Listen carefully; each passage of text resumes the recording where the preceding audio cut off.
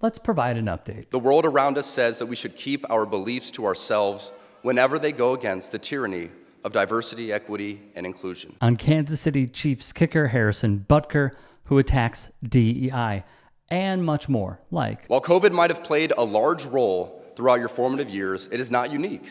Bad policies and poor leadership have negatively impacted major life issues. Things like abortion, IVF, surrogacy, euthanasia, as well as a growing support for degenerate cultural values in media, all stem from the pervasiveness of disorder. He would also attack women's rights behind the shield of religion. I can tell you that my beautiful wife, Isabel, would be the first to say that her life truly started when she began living her vocation as a wife and as a mother. I have a wife who leans into her vocation. A girl I met in band class back in middle school would convert to the faith, become my wife, and embrace one of the most important titles of all, homemaker. He applauds women only for staying in the kitchen. I am certain the reporters at the AP could not have imagined that their attempt to rebuke and embarrass places and people like those here at Benedictine wouldn't be met with anger, but instead met with excitement and pride. Not the deadly sin sort of pride that has an entire month dedicated to it, but the true God-centered pride that is cooperating with the Holy Ghost to glorify Him. Reading that article now shared all over the world, we see that in the complete surrender of self and a turning towards Christ, you will find happiness. He would attack Pride Month. To the gentleman here today, part of what plagues our society is this lie that has been told to you that men are not necessary in the home or in our communities. Be unapologetic in your masculinity, fighting against the cultural emasculation of men. Do hard things. Never settle for what is easy. You might have a talent that you don't necessarily enjoy, but if it glorifies God, maybe you should lean into that over something that you might think suits you better. He plays up the unfounded right-wing mantra of men can't be men anymore. As men, we set the tone of the culture, and when that is absent, disorder, dysfunction, and chaos set in. This absence of men in the home is what plays a large role in the violence we see all around the nation. Other countries do not have nearly the same absentee father rates as we find here in the U.S., and a correlation could be made in their drastically lower violence rates as well. And willfully washes his hands clean when it comes to violence because of absentee fathers. Instead of really thinking about this before saying such utter stupidity, how about previously in a piece we did, when he was asked about what happened at the Chiefs' Super Bowl parade where there was a shooting, he also blamed it on absentee fathers. You know what he didn't blame it on? The guns and responsible gun ownership. He didn't blame it on how this country enables lax, loose gun laws for anyone and their mothers, if they are psychotic, to be able to obtain a firearm. It wasn't about that. It was absentee fathers. You know what else he didn't touch on when he was giving this godforsaken speech? Was this. There are a lot of problems in this country. One of them is your religion. Let's unpack that for a second, shall we, Harrison? Instead of going after the absentee fathers route, maybe go after the priests who have seen a pattern within your subset of religion for traumatizing young kids. But no, let's play up the culture wars because it's easy for a narrow-minded, thin-skinned ghoul like Harrison Butker. It really is. You're talking about fatherlessness and that there's this epidemic in the Black community of fatherlessness. And excuse me if I've missed it, but to date, what have you done to combat fatherlessness in the Black community? Okay, so you're accepting that we have an issue with fatherlessness in the Black community. You're accepting that, I assume. Actually don't. But I'm go ahead. not. You said that, I and didn't, I'm but you saying said that. because I didn't think so. So you're not accepting it, and you're asking me, what am I doing about something that you don't accept? No, you're my Larry, answer the my damn question. question is clear as day. He probably drew inspiration here. Anyway, I thought this was revealing. I don't talk to Harrison all year long, man. I just let him do his thing. Don't talk to him. Go say hello. It's not like in the lunchroom. You say hi in the lunchroom? No, we sit right beside each other in team meeting, and I don't say one word to him, only before the season and after the season. Additionally, part of the reaction went like this. Not the deadly sin sort of pride that has an entire month dedicated to it. Didn't you hook up with that male cheerleader at Georgia Tech in college?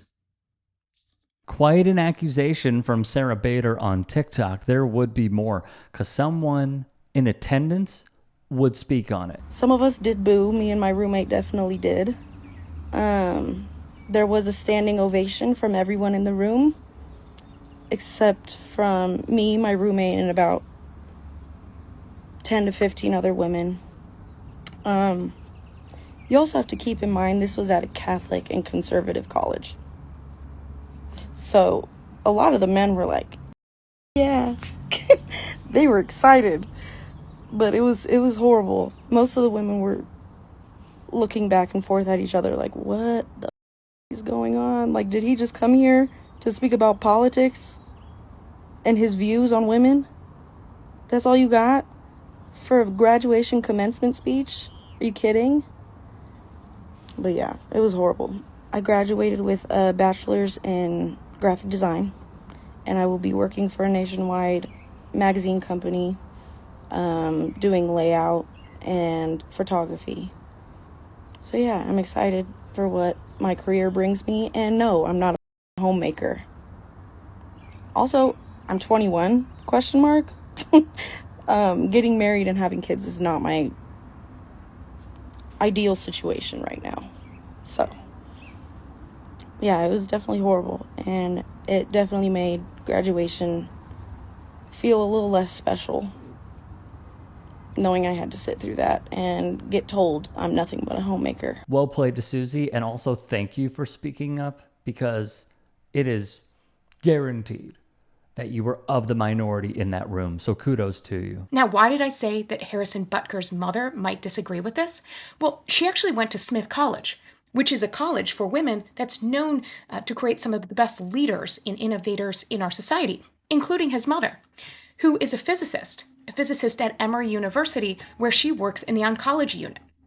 And so I'm super curious what things like that his mother might think, but that other women sitting in the audience, or anyone sitting in that audience getting their degree, know that that moment is a huge celebration for you. And someone tried to take it away, but listen to all of those that are saying, like, this message is so absolutely batshit that it's important to know that what you're doing is important. And there is no qualification that means that you have to sacrifice those things that you're excited about in your career just because an NFL kicker told you so. Ashley Hurd also weighed in. Writer Jessica Valenti saw all of this and put her thoughts into words on her Substack. And we will leave a link in the description box below so you can read it. But here's a part of it. After 4 years of late night studying, student loans, and dreaming of what their life would look like, to be told on your graduation day that it was all a waste of time. Think about how degrading that must have felt.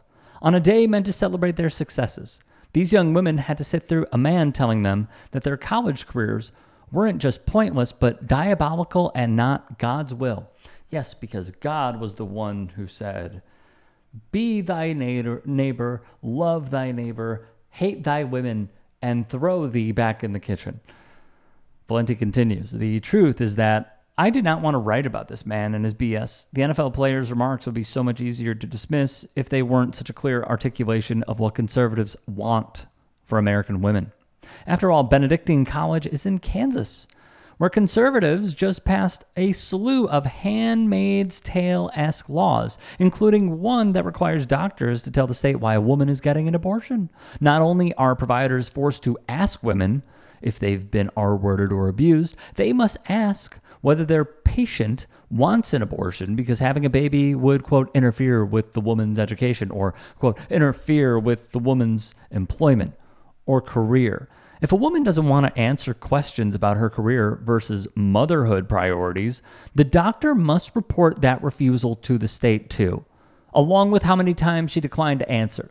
Harrison Butker's speech also comes at the same time that Republican attorneys general are fighting to ensure that employers don't have to give abortion patients time off. And as conservative senators are pushing legislation that would create a government-run website that collects pregnant women's data, we have to be really, really to the point here. She is laying out everything that Butker was saying and more, with how their vision of America is having women be akin to an ant. They could squash them at any time because they're men and they're powerful, because that's God's will. That's what Butker is doing here. So let's be clear about this commencement speech. Butker's remarks weren't fringe or radical. They're the law. He was simply saying out loud what Republicans have already codified, that women's role in this country is to bear children and support men, who are the actual stars of the show. In his speech, Butker told the male grads that men set the tone of the culture and that they should be unapologetic in your masculinity. There's a reason that evangelicals so often insist on calling themselves leaders, declaring that their power in the home and country is God-given. While the NFL took days to finally condemn Butker's commencement speech, Andrea Williams of the Tennessean wrote, speaking of quarterbacks, Butker just happens to play with Patrick Mahomes. Yeah, you probably heard of him. And here's the thing, Mahomes is real good. He led the Chiefs on a ridiculous run. They've won 3 Super Bowls. Butker, of course, has been along for the ride. And he wouldn't have those Super Bowl rings without Patrick Mahomes.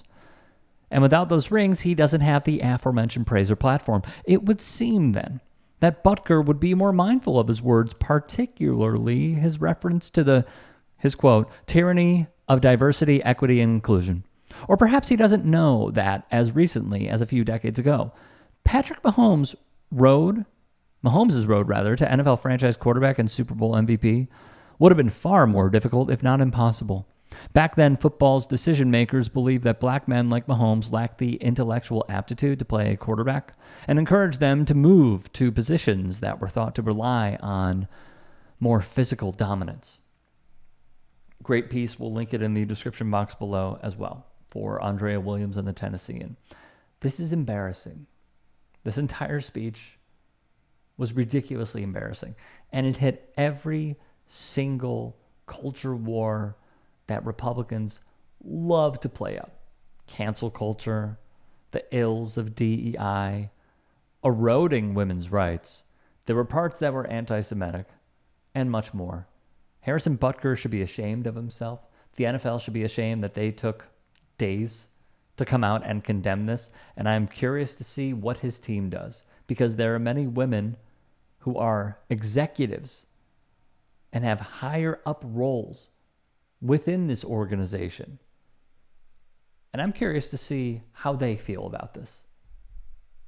This was awful. And Benedictine College, which at one point made an out, as in gay, basketball player take down pride insignia, should be ashamed of themselves. Sadly, I do reckon that for as many takedowns as Butker is seeing today, Benedictine College's endowment and enrollment is going to go up, but not with women. If you can, please do support us here at TYT Sports. Become a channel member. Go to youtube.com/TYT Sports and click the join button, and or go to TYT.com/join. In addition, you can follow me on Twitter, Instagram, and TikTok. Appreciate all the love.